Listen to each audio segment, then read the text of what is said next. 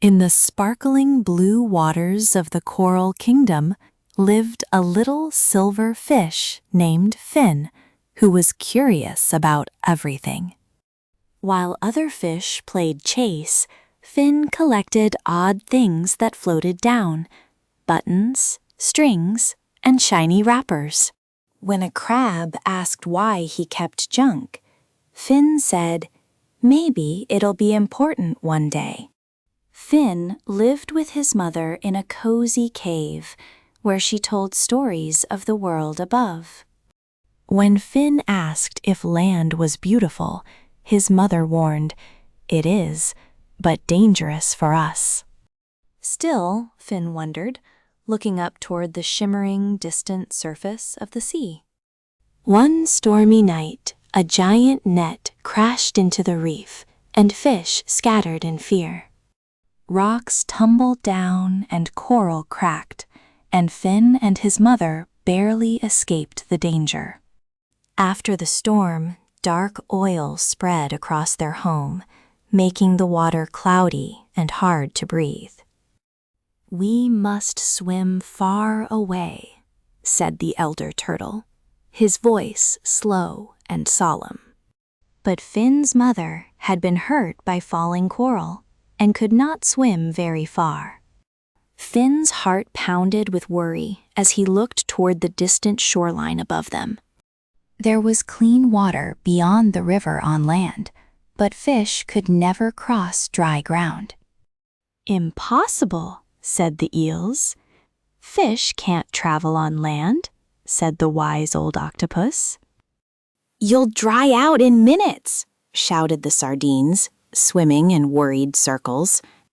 But Finn remembered all the strange objects he had collected in his cozy cave. That night, while everyone else slept in the murky water, Finn began to work. He tied strong seaweed straps and carefully stitched together pieces of floating plastic.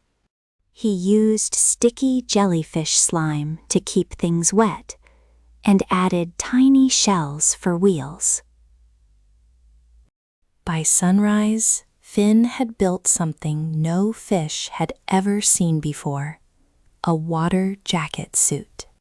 It wrapped around his head like a bubble-filled helmet, keeping precious water around his head and gill. The other fish stared in complete shock, their mouths wide open in disbelief. "That will never work," said the eels. "You'll flop over instantly," laughed the sardines. Finn looked at his mother, who was weak, but whose eyes were warm and kind. "You know when something is right," she whispered, "even if others don't understand yet."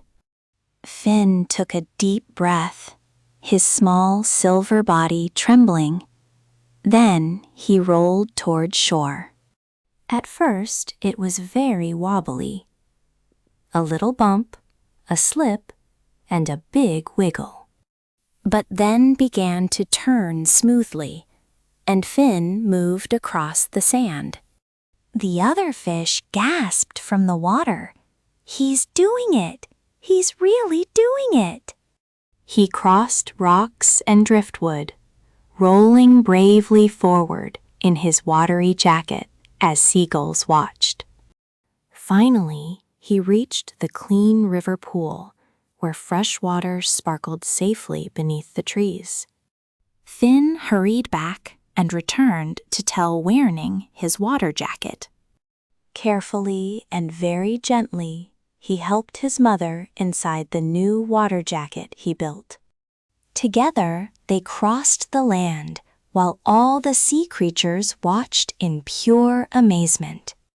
Soon, other fish asked Finn to help them, and he built water jackets for everyone. Within days, many sea families safely traveled from the dark reef to their new river home.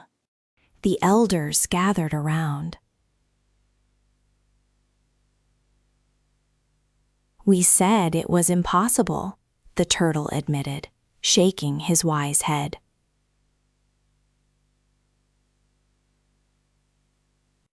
Finn smiled shyly.